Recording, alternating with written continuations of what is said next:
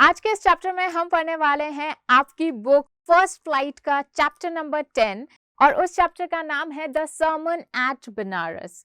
अगर स्टार्टिंग से आप हमारी सीरीज देख रहे हैं जहां पर मैंने आपको इंग्लिश के क्लास 10 के सारे चैप्टर्स कराए हैं तो कॉन्ग्रेचुलेशंस, क्योंकि हमारे पास सिर्फ एक और चैप्टर बचा है इसके बाद में द प्रपोजल। तो ये आपका 10 चैप्टर आ चुका है, मतलब काफी पढ़ाई आप कर चुके हैं। और ये जो 10 चैप्टर्स है ना हमारे जो फर्स्ट फ्लाइट के जो अभी तक हम पढ़ चुके हैं, इन्हीं में से ज्यादातर क्वेश्चंस आते हैं। मैं ये नहीं कहती कि आपकी जो दूसरी बुक है फुटप्रिंट्स विदाउट फीट उसमें से ज्यादा चैप्टर्स नहीं आते, लेकिन इस बुक में से सबसे ज्यादा आते हैं। तो इस चैप्टर में हम देखेंगे कि कैसे सिद्धार्थ गौतम, जो कि एक प्रिंस थे, एक राजा थे, वो गौतम बुद्ध बन गए, यानी एक मॉन्क बन गए, एक साधु बन गए। सबसे पहले बात करते हैं कि इसके नाम की, कि चैप्टर का नाम सर्मन्स एट बनारस क्यों है। क्योंकि सिद्धार्थ गौतम में जब उनको निर्वाणा मिला था, मतलब जब उन्होंने पूरा मोह माया छोड़ दी थी दुनिया की, उसके बाद में उन्होंने जो अपना पहला सरमन दिया था, मतलब पहला जो प्रचार किया था, पहला जो उन्होंने कह सकते हैं एक जैसे आप सत्संग कह सकते हैं जहां पर वो अपनी प्रीचर्स बताते हैं, तो जो पहला उनका सरमन था वो उन्होंने बनारस सिटी, बनारस शहर में दिया था। तो इसीलिए इस चैप्टर का नाम सर्मन्स ऑफ बनारस है। चलिए फिर जल्दी से चैप्टर को शुरू करते हैं। Hello everyone, I Harmeet welcome you all on WS Cube E-School। इसी तरह से हमारे साथ बने रहिए। चैनल को सब्सक्राइब करना बिल्कुल मत भूलिएगा, क्योंकि हम बहुत सारी अभी आपके लिए वीडियोस लेकर आने वाले हैं। एग्जाम से रिलेटेड कोई भी अपडेट्स आएंगी आपको सबसे पहले इसी चैनल पर मिलेंगी, और उसी के साथ ही क्लास 10 के सारे सब्जेक्ट्स आपको इसी चैनल पर मिलेंगे, और साथ ही 11-12 की भी पढ़ाई आप इसी चैनल पर करेंगे। तो चैनल को सब्सक्राइब करना बहुत ज्यादा जरूरी है, ठीक है। चलिए अब चैप्टर शुरू करते हैं। तो सबसे पहले बात कर लेते हैं इस चैप्टर के राइटर की। तो बेटी रेनशॉ, इन्होंने ये चैप्टर लिखा है द सर्मन्स ऑफ बनारस, और बेटी लुइस रेनशॉ बार्बर इनका पूरा नाम था। ये शेनन मिसिसिपी यूएस में है, तो ये एक अमेरिकन राइटर थी, और उसके अलावा ये एक टीचर थी, ठीक है, एक शिक्षिका थी, और तो इन्होंने ही ये चैप्टर लिखा है। और बेटी रेनशॉ का ही लिखा हुआ एक चैप्टर है जो कि आज हम पढ़ने वाले हैं, जिसका नाम क्या है, द सर्मन्स ऑफ बनारस। चलिए चैप्टर को शुरू करते हैं। तो जैसा मैंने आपको बताया, इस चैप्टर में हम बात करेंगे गौतम बुद्ध की। तो गौतम बुद्ध बनने से पहले, यानी एक मॉन्क बनने से पहले, वो एक प्रिंस थे जिनका नाम था सिद्धार्थ गौतम। चलिए चैप्टर शुरू करते हैं। गौतम बुद्ध, इनका बर्थ हुआ 563 BC में, 483 BC में he died. Began life as a prince named Siddharth Gautam in northern India. At 12, he was sent away for schooling in the Hindu sacred scriptures, and 4 years later, he returned home to marry a princess. They had a son and lived for 10 years as befitted royalty. ठीक है, तो जो गौतम बुद्ध थे, उनकी जो life की शुरुआत हुई थी वो सिद्धार्थ गौतम के नाम से हुई थी। वो इंडिया के नॉर्दर्न पार्ट के एक राजा थे। जब वो 12 साल के थे, व्हेन ही वाज 12, ये सारी आपको क्रोनोलॉजी याद रखनी पड़ेगी, ठीक है। तो जब वो 12 साल के थे तो उन्हें सेक्रेड स्क्रिप्चर्स, जैसे हम कहते हैं ना कि जो स्कूल्स होते थे, आश्रम्स होते थे, उनमें भेजा गया उनको पढ़ने के लिए। उसके अलावा जब वो वापस आए तो उनकी एक राजकुमारी से शादी की, और करीब 10 साल तक उन्होंने बहुत ही अच्छे से, जो रॉयल्टी होती है, यानी जो राजशाही जो चीजें होती हैं, लाइक कपड़े अच्छे अच्छे, अच्छा अच्छा खाना, मतलब एकदम राजमहलों में उन्होंने 10 साल अच्छे से गुजारे। आगे देखते हैं। At about the age of 25, the prince heretofore shielded with sufferings of the world, while out hunting, chanced upon a sick man, then an aged man, then a funeral procession, and finally a monk begging for alms। ठीक है, अब यहाँ पर क्या हुआ कि जब वो पढ़ाई करके वापस आए, उनकी शादी कर दी गई, और करीब 10 साल तक अच्छा खासा उन्होंने लाइफ निकाली रॉयल्टी में। लेकिन एक बार वो शिकार के लिए गए, और शिकार पर बाय चांस, चांस्ड अपॉन मतलब बाय चांस, उनको कुछ लोग दिखे जिससे उन्हें रियलाइज हुआ कि दुनिया में सफरिंग्स भी हैं। क्योंकि अभी तक उन्होंने राजमहल में जिंदगी निकाली थी, उन्हें पता था कि बस यही ऐशो आराम होता है, यही लाइफ होती है। लेकिन जब उन्होंने इन लोगों को देखा, तब उन्हें रियलाइज हुआ कि दुनिया में सफरिंग्स भी हैं, यानी दुख भी बहुत ज्यादा हैं, ठीक है। जैसे उन्हें एक बीमार आदमी दिखा, ऐसे ना बहुत लंबी इनकी स्टोरीज हैं, कभी आप पढ़िएगा जरूर, ठीक है, कि गौतम बुद्ध को सिक मैन दिखा था, वो कैसा था। फिर एक एजेड मैन, मतलब एक बूढ़ा आदमी दिखा। फिर एक फ्यूनरल प्रोसेशन, मतलब किसी का अंतिम संस्कार हो रहा था, तो वो दिखा। उसके बाद में एक उनको मॉन्क दिखा यानी साधु दिखा जो कि भिक्षा मांग रहे थे, आर्म्स मतलब भिक्षा मांग रहे थे, ठीक है। तो ये सारे लोग जब उन्हें दिखे, उनको एक्सपीरियंस किया, तब इन्हें पता चला कि दुनिया में बहुत ज्यादा सफरिंग है, ओके। और वहीं से कहीं ना कहीं इनका जो वो पार्ट था मॉन्क बनने का वो शुरू हो चुका था। These sights so moved him that he once went out into the world to seek enlightenment concerning the sorrows he had witnessed. He wandered for 7 years and finally sat down under a peepal tree where he vowed to stay until enlightenment came. ठीक है, अब यहाँ पर क्या था कि ये सारी जो साइट्स थी, मतलब ये जो जितने भी लोग उनको दिखे थे, इस चीज से वो इतना ज्यादा इफेक्ट हो गए थे कि वो घर से निकल गए और दुनिया की सफरिंग देखने के लिए, एक्सपीरियंस करने के लिए कि दुनिया में और क्या क्या चीजें हैं। और करीब 7 साल तक वो क्या करते रहे, घूमते रहे, वेंडर करते रहे यहाँ से वहां, और फाइनली वो एक पेड़ के नीचे जाकर बैठ गए, पीपल ट्री के नीचे जाके बैठ गए और बोलते कि मैं तब तक यहाँ से नहीं हटूंगा, वो उन्होंने ली, मतलब शपथ ली, जब तक मुझे एनलाइटमेंट मतलब मुझे लाइफ का जो सार है वो नहीं मिलता। एनलाइटन मतलब a state of high spiritual knowledge, मतलब मुझे पता नहीं चल जाता। तो जो भी उनके लाइफ में शुरू हुआ ये एनलाइटमेंट की वजह से हुआ, और यही वो देखने के लिए क्या किया उन्होंने, वही पीपल पेड़ के नीचे बैठ गए। Enlighten after 7 days he renamed the tree the Bodhi tree, tree of wisdom, and began to teach and to share his new understandings। ठीक है, अब यहाँ पर क्या हुआ कि वो जब उस ट्री के नीचे बैठे तो वो 7 दिन बाद में उनको एनलाइटन हुआ, मतलब 7 दिन तक उन्होंने मूव नहीं किया, ना कुछ खाया ना कुछ पिया, और बस वहां पर वो बैठे रहे। ठीक है, ये मतलब सिर्फ उनको एनलाइटमेंट चाहिए था, मतलब एक स्पिरिचुअल नॉलेज चाहिए थी कि दुनिया में जो भी हो रहा है वो क्यों हो रहा है, क्या है, कैसे। और फिर उनको 7 दिन बाद ये एनलाइटमेंट मिला, तो उन्होंने वो जो ट्री था उसको नाम दिया बोधि ट्री, यानी वो ट्री जिन्होंने उनको बुद्धि दी यानी विजडम दी। ठीक है, और इसीलिए बोधि ट्री आपने बहुत फेमस है बुद्धिज्म में। ठीक है, और फिर वो अपनी ये जो अंडरस्टैंडिंग उनको मिली, इसको वो दुनिया के आगे टीच करते गए। At that point he became known as the Buddha, the awakened or the enlightened। ठीक है, इसके बाद उन्हें बोला गया अस्त बुद्धा, यानी अवेकिन मतलब जगा हुआ बुद्धा। पहले वो सो रहे थे, एनलाइटमेंट में थे, और अब वो जग चुके हैं। The Buddha preached his first sermon in the city of Banaras, most holy, the dipping places on the river Gangas. The sermon has been preserved and is given here। ठीक है, तो जो पहला ज्ञान था गौतम बुद्धा ने जो दिया था वो बनारस सिटी में दिया था, और अभी भी वो जो सर्मन है, वो जो उन्होंने प्रीचिंग्स दी थी उस टाइम, वो अभी भी संभाल के रखी हुई है, मतलब लोगों ने अपने माइंड में संभाल के रखी हुई है, और अभी भी ये सर्मन्स वहां पर दिए जाते हैं। इसीलिए इस चैप्टर का नाम रहा है sermons of Banaras. It reflects the Buddha's wisdom about one inscrutable kind of suffering। Kissa Gautami had an only son and he died। In her grief, she carried the dead child to all her neighbors, asking them for medicine। The people said, "She has lost her senses, the boy is dead." At length, Kissa Gautami met a man who replied to the request, "I cannot give the medicine for the child, but I know a physician who can." अब यहाँ पर उन्होंने एक कह सकते हैं एक ऐसे सफरिंग के बारे में बताया था, ऐसे दुख के बारे में उन्होंने बताया जो कि कभी ना समझने वाला था, ना ही लोगों को समझ में आया। उन्होंने एक ऐसे दुख के बारे में बताया था जो बहुत ही अजीब था, बहुत ही अलग था, इनस्क्रूटेबल था, मतलब जिसको समझा ना जा सके, ऐसी सफरिंग थी। वो सफरिंग क्या थी तो उन्होंने कहानी के तौर पर बताई। उन्होंने बताया कि किस्सा गौतमी नाम की एक लेडी थी, उसका सबसे बड़ा दुख ये था कि उसका जो बच्चा था वो गुजर चुका था, मतलब वो मर चुका था, और वो सिक था, मतलब उससे पहले वो बीमार था और वो मर चुका था। वो उस मरे हुए बच्चे को लेकर अपने नेबर्स के पास में जाती है और बोलती है कि इसे प्लीज दवाई दे दो जिससे ये जिंदा हो जाए। नेबर्स कहते हैं कि भाई ये तो पागल हो चुकी है।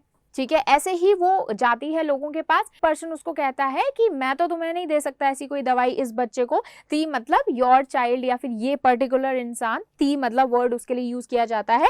ठीक है, तो ये जो पर्सन है मैं इसके लिए नहीं दे सकता दवाई, लेकिन एक फिजिशियन है यानी एक डॉक्टर को, वैद्य को मैं जानता हूं जो कि इसकी दवाई तुम्हें दे सकता है।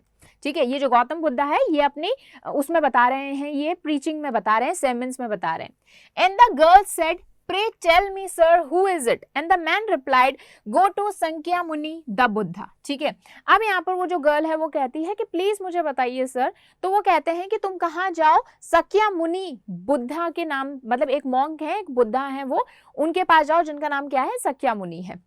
Kisa Gotami repaired to the Buddha and cried, lord and master give me the medicine that will cure my boy. Repaired मतलब वो वापस गई उन बुद्धा के पास और बोलती उनको जाकर कि प्लीज मेरे को ऐसा कोई इलाज बताओ, क्योर मतलब ऐसा कोई इलाज दो जिससे मेरा बेटा ठीक हो जाए। The Buddha answered, I want a handful of mustard seed. And when the girl in her joy promised to procure it, the Buddha added, फिर यहाँ पर क्या हुआ कि उन्होंने बोला कि मेरे को एक मुट्ठी राई चाहिए, यानी मस्टर्ड सीड्स चाहिए। तो वो जो यहाँ पर लेडी थी वो बहुत ही खुशी से मतलब खुश हो गई कि हाँ भाई मैं तो ये दे सकती हूँ, इट्स इजी, एकदम प्रोक्योर करने, मतलब उसको लेने गई। ठीक है कि भाई मैं लेकर आती हूँ। इतने में ही बुद्धा ने ऐड किया, मतलब बुद्धा ने आगे कहा, The mustard seed must be taken from a house where no one has lost a child, husband, parent or friend. ठीक है, poor Kisa Gautami now went from house to house and the people pitied her and said, here is the mustard seed, take it. But when she asked, did a son or daughter, a father or mother died in your family? They answered her, alas, the living are few, but the dead are many. Do not remind us of our deepest grief. तो अब यहाँ पर जो वो monk थे, जो वो बुद्धा थे, उन्होंने बोला कि तुम जाओ मस्टर्ड सीड लेकर आओ, लेकिन ये उस घर से लेकर आना जिसके घर से कोई भी पेरेंट, मतलब किसी उसका कोई माँ बाप, उनका कोई बच्चा, उनका कोई रिलेटिव, उनका कोई फ्रेंड ना गुजरा हो, मतलब खत्म नहीं हुआ हो इससे पहले। ठीक है, तो वो जाती है और बोलती है, घर घर जाती है और बोलती है कि मुझे मस्टर्ड सीड्स दे दो, मुझे राय दे दो। तो सब लोग उन्हें देते हैं, लेकिन वो पूछती है कि आपके घर में किसी की डेथ हुई है, मतलब इससे पहले कभी भी? तो वो कहते हैं कि हाँ हमारी तो हुई है, भली अभी जो जिंदा आपको दिख रहे हैं वो तो बहुत ही थोड़े, लेकिन इससे पहले बहुत सारे लोग गुजर चुके हैं, हमारी मदर, हमारे फादर, कई लोग वो अपने रिलेटिव्स में गिनाते हैं कि भाई इतने लोग गुजर चुके हैं, मतलब वो खत्म हो चुके हैं। और फिर वो उनको बोलते हैं कि प्लीज हमें याद मत दिलाओ, ये हमारा बहुत ही बड़ा वाला दुख है। ठीक है, अब यहाँ पर आपको थोड़ा सा आइडिया मिल ही गया होगा कि उन्होंने उनको ऐसी चीज लाने के लिए बोला जो एग्जिस्ट ही नहीं करती, ऐसा कोई घर होगा ही नहीं जहां पर किसी का डेथ नहीं हुई होगी, because this is the cycle of life. And there was no house but some beloved one had died in it. Kisa Gautami became weary and hopeless and sat down at the wayside watching the lights of the city as they flickered up and were extinguished again. At last the darkness of the night reigned everywhere and she considered the fate of man that their lives flicker up and are extinguished again. अब यहाँ पर क्या हुआ कि जो किसा गौतमी थी उनको कोई भी ऐसा घर नहीं मिला जहाँ पर किसी की डेथ ना हुई हो। ठीक है, तो फाइनली वो हार मानकर क्या करती हैं, बैठ जाती हैं और दूर से ही जो सिटी है उसको देखते रहते हैं। तो सिटी में जो लाइट्स हैं, मतलब लाइट तो उस टाइम होते नहीं थे, तो दिए होते थे, तो दिए मतलब जल रहे हैं और धीरे धीरे वो फ्लिकर कर रहे हैं और धीरे धीरे बुझ रहे हैं। सडनली अंधेरा आ जाता है। ठीक है, तो तब उसको रियलाइज होता है कि यही लाइफ है, हमारी भी लाइफ एक लाइट की तरह है जो कि क्या कर रही है, जल रही है, फ्लिकर कर रही है। वो कभी भी बुझ सकती है और एक बार बुझने के बाद में वो दोबारा नहीं जलेगी। ठीक है, फिर नए और लाइट्स आएंगी, मतलब और लोग पैदा होंगे। ओके, तो this is the cycle of life. तो ये चीज कहीं ना कहीं जो किसा गौतमी है उनको समझ में आ जाता है। आगे देखते हैं, and she thought to herself how selfish I am in my grief, कि मैं अपने दुख में कितनी ज्यादा सेल्फिश हो गई थी। Death is a common to all, yet in this valley of desolation there is a path that leads him immortality who has surrendered all selfishness. अब वो कहती है कि मैं कितनी सेल्फिश हो गई थी, लेकिन तो यहाँ पर वो बोल रहे हैं कि डेथ जो है वो बहुत कॉमन है, हम सब में से, हम सबके घरों में कभी ना कभी कोई, हमारे दादा, परदादा, उनके भी दादा, कोई ना कोई कभी जरूर गुजरा होगा या फिर उनकी डेथ हुई होगी। And this is the cycle of life. बस यहाँ पर क्या है कि मेन चीज क्या है, कैसे हम इस दुख से निकल सकते हैं, कैसे हम इस वैली ऑफ डिसोलेशन, मतलब इस जगह से, जो दुखों की जगह, इससे कैसे निकल सकते हैं कि हम अपनी सेल्फिशनेस जो है उसको छोड़ दें, उसको बिल्कुल हमारी सरेंडर कर दें। ओके, द बुद्धा सेड, अब यहाँ पर बुद्धा कहते हैं, the life of mortals in this world is troubled and brief and combined with pain. ठीक है, अब यहाँ पर वो कह रहे हैं कि अगर आप मॉर्टल हो जाओगे, मतलब अगर मॉर्टल क्या होता है कि you are bound to die, कभी ना कभी वो मरेंगे। तो जो मॉर्टल्स हैं उनकी लाइफ क्या है, बहुत ही कंबाइंड विद पेन है, मतलब बहुत ही ज्यादा मुश्किल, स्ट्रगल से जुड़ी हुई है, मतलब घिरी हुई है उनकी लाइफ। आगे देखते हैं, for there is not any means by which those that have been born can avoid dying. ठीक है, अब यहाँ पर क्या है कि चाहे आप कुछ भी कर लो, जो लोग पैदा हुए हैं वो कभी ना कभी मरेंगे ही, आप इसको अवॉइड नहीं कर सकते। After reaching old age, there is death. Of such a nature are living beings. ठीक है, as ripe fruits are early in danger of falling, so mortals when born are always in danger of death. अब यहाँ पर बुद्धा कह रहे हैं कि जैसे ओल्ड एज जब होती है तब डेथ आती ही है, वैसे ही आप थोड़ा सा नेचर को देखोगे तो जो नए फ्रेश जो फ्रूट्स होते हैं उनको गिरने का ज्यादा डर होता है बजाय पुराने वालों के। ठीक है, तो इसीलिए वो कह रहे हैं कि जो अभी रिसेंटली बॉर्न हुए हैं, क्योंकि जबकि ये बात कर रहे हैं ना तब क्या था, इन्फेंट मोर्टेलिटी बहुत ज्यादा थी, तो जो इन्फेंट्स होते थे उनकी डेथ का भी साइकिल ज्यादा चलेगा, क्योंकि आपने देखा होगा इंडिया में अभी इन्फेंट मोर्टेलिटी कम है लेकिन इससे पहले बहुत ज्यादा थी। ठीक है, और जब का ये टाइम चल रहा है, जबकि हम कहानी पढ़ रहे हैं तब इन्फेंट मोर्टेलिटी बहुत ज्यादा थी। तो यहाँ पर बुद्धा कह रहे हैं कि जो अभी नए नए पैदा हुए हैं ना उनको और भी ज्यादा खतरा है डेथ का। As all earthen vessels made by the potter end in being broken, so is the life of mortals, both young and adult, both those who are fools and those who are wise, all fall into the power of death, all are subject to death. अब यहाँ पर कह रहे हैं कि जैसे एक कुम्हार जो बनाता है, मिट्टी के जो बर्तन बनाता है, वो अल्टीमेटली आज नहीं तो कल वापस मिट्टी में ही जाएंगे, मतलब टूट के गिरेंगे ही जमीन पर और जमीन में ही डिसॉल्व हो जाएंगे। हो सकता है कोई बनाते बनाते ही टूट जाए, हो सकता है तो जस्ट बन के और जब उसको गर्म किया जाता है तभी टूट जाए, हो सकता है कि वो सालों साल उसमें आप पानी भर के रखो, बहुत सालों बाद वो टूट जाए, लेकिन हर मिट्टी का जो घड़ा होता है उसको एक दिन टूटना होता है। तो वैसे ही वो कह रहे हैं कि जितने भी दुनिया में मॉर्टल्स हैं, देखो अमर तो कोई भी नहीं है दुनिया में, तो जितने भी मॉर्टल्स हैं, चाहे वो यंग हैं, चाहे वो ओल्ड एज है, चाहे वो फूल हैं, चाहे वो बेवकूफ हैं, चाहे वो वाइस हैं, मतलब बहुत ही समझदार हैं, सभी एक ना एक दिन गिरेंगे जमीन पे, मतलब वो क्या हो जाएगी, उनकी डेथ होगी और हम सभी डेथ से जुड़े हुए हैं। आगे देखते हैं, of those who overcome by death depart from life, a father cannot save his son nor kinsmen their relations. अब यहाँ पर कह रहे हैं कि हर एक पर्सन जिसको डेथ आती है, ओवरकम कर लेता है जो डेथ को, वो अपनी लाइफ से डिपार्ट हो जाता है, मतलब अपनी लाइफ से दूर हो जाता है। देखिए क्या होता है, आप सोच के देखिए, अगर मान लीजिए मुझे पता है कि अभी I am going to die और मैं बच जाती हूँ, ठीक है, तो जिंदगी भर मुझे क्या रहेगा, ये डर रहेगा कि I could die any time. ठीक है, तो हमेशा, मतलब अभी की अगर मैं आपको बताऊं तो आपको सिर्फ ये ध्यान रखना है कि जितना भी आपका टाइम बचा है ना उसमें आप क्या कीजिए, एंजॉय कीजिए लाइफ को, अच्छे काम कीजिए, डू नॉट हर्ट समवन, कोई भी सेंस मत कीजिए, पाप मत कीजिए, and be a good human being, क्योंकि ये टाइम जो है वो लिमिटेड है। ओके, आगे देखते हैं, तो यहाँ पे बोल रहे हैं कि जो फादर हैं वो अपने सन को नहीं बचा सकते और जो किन्समैन यानी जो रिलेटिव्स हैं वो अपने रिलेशंस को, किसी भी और रिलेटिव को नहीं बचा सकते। मार्क मतलब मार्क कर लो ये चीज, while relatives are looking on and lamenting deeply, one by one mortals are carried off like an ox that is led to the slaughter. अब यहाँ पे क्या कह रहे हैं कि भले किसी की डेथ होने के बाद जो रिलेटिव्स हैं वो क्या कर रहे हैं, लेमेंटिंग कर रहे हैं, यानी बहुत ही ज्यादा दुख मना रहे हैं, लेकिन सबको पता है कि हम सब क्या हैं, मॉर्टल है, मतलब हम we are all subject to die, और एक दिन वी ऑल विल डाई, जैसे कि हर एक ऑक्स को स्लॉटर के लिए लेके जाया जाता है, स्लॉटर मतलब उसको मतलब मारा जाता है। ओके, आगे देखते हैं, so the world is affiliated with death and decay, therefore the wise do not grieve knowing the terms of the world. Buddha कह रहे हैं कि जो वर्ल्ड है ना वो डेफ्लिक्टेड मतलब अफेक्टेड है डेथ से, डिके से, मतलब हमारी बॉडी एक दिन डिके ही होनी है, मतलब जमीन में ही, मिट्टी में ही मिल जानी है। ठीक है, और जो भी इंसान समझदार है, जिसे पता है, वो ग्रीफ नहीं करेगा, मतलब दुख नहीं मनाएगा। Not from weeping, not from grieving will anyone obtain peace of mind. On the contrary, his pain will be the greater and his body will suffer.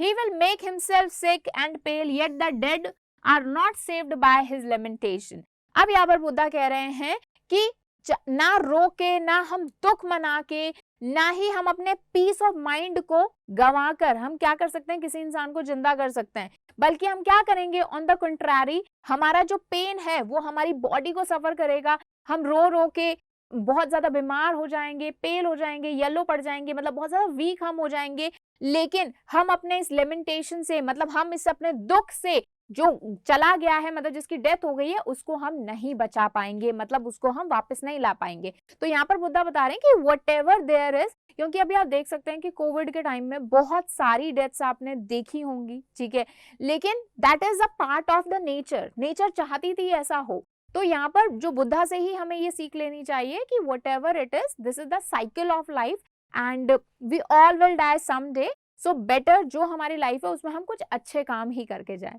Alright, आगे देखते हैं। He who seeks peace should draw out the arrow of lamentation and complaint and grief. He who has drawn out the arrow has become composed, will obtain the peace of mind. He who has overcome all sorrow will become free from sorrow and will be blessed. अब यहाँ पर बुद्धा कह रहे हैं कि जो भी इंसान पीस चाहता है, अपनी लाइफ में शांति चाहता है, उसने ये जो एरोज बना रखे, मतलब ये जो रास्ते बना रखे हैं ना, दुख के, लेमेंटेशंस के, कंप्लेंट्स के, इसको ड्रॉ आउट कर देना चाहिए, मतलब इसको मिटा देना चाहिए। एंड जिसने भी ये एरोज मिटा दिए हैं, मतलब दुख के, ग्रीव करने के, रोने के, तड़पने के, ये क्या कर लेगा, पीस ऑफ माइंड को ऑब्टेन कर लेगा, मतलब पीस ऑफ माइंड को पा लेगा। और उसके बाद में वो कह रहे हैं he who has overcome all soul, he who has overcome all sorrow will become free from sorrow and will be blessed. और जो भी इंसान sorrow को क्या कर लिया है, ओवरकम कर लिया है, मतलब काबू कर लिया है जिस पर, वो क्या हो जाएगा, सारे दुख दर्द से क्या हो जाएगा, बिल्कुल हट जाएगा, बिल्कुल फ्री हो जाएगा, सारे दुख दर्द उसको कोई भी परेशान नहीं करेगा एंड वो ब्लेस्ड हो जाएगा, मतलब लाइफ में उसके कहीं ना कहीं हैप्पीनेस ही रहेगी। ठीक है, तो यहाँ से हमें डिमोटिवेट नहीं होना, लेमेंटेशन में नहीं जाना, बल्कि क्या करना है, एक होप लेनी है कि someday all will die, but make sure जितना भी आपका टाइम इस अर्थ पर है उसमें आप एक अच्छे ह्यूमन बीइंग बनिए। ठीक है, और यही बुद्धा की प्रीचिंग्स है। नेक्स्ट वीडियो में हम इसी चैप्टर के क्वेश्चन आंसर्स करेंगे, सो मेक श्योर आप सारी वीडियोस देखें, क्योंकि सिर्फ हमें प्रीचिंग्स नहीं लेनी, एग्जाम में क्वेश्चंस के आंसर भी देने हैं। So see you in the next video. Channel को सब्सक्राइब कर लो जब तक। Thank you so much.